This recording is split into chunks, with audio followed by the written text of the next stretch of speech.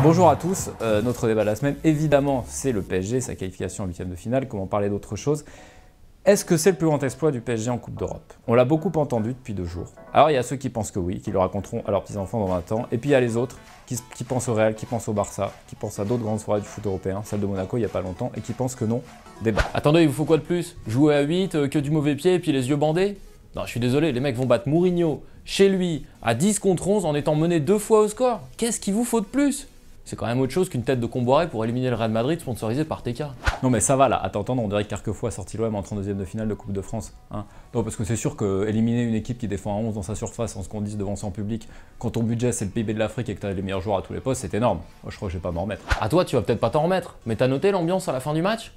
Enfin, je suis désolé, mais même ma voisine de 140 ans, elle m'a parlé des têtes de Thiago Silva et David Luiz.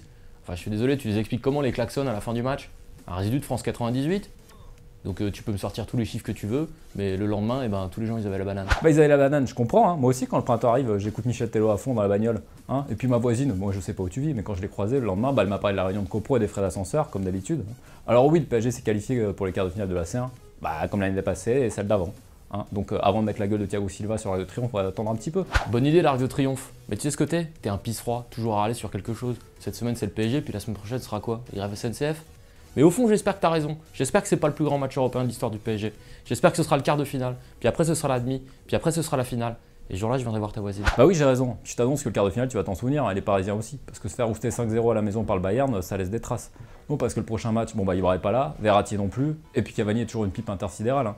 Donc l'exploit de Chelsea, à part flatter ton petit égo de supporter franchouillard, je peux dire que ça n'a rien changé. Moi, la seule prouesse que j'ai vue en Ligue des Champions cette saison, c'est Monaco qui va taper Arsenal à Londres. Point barre.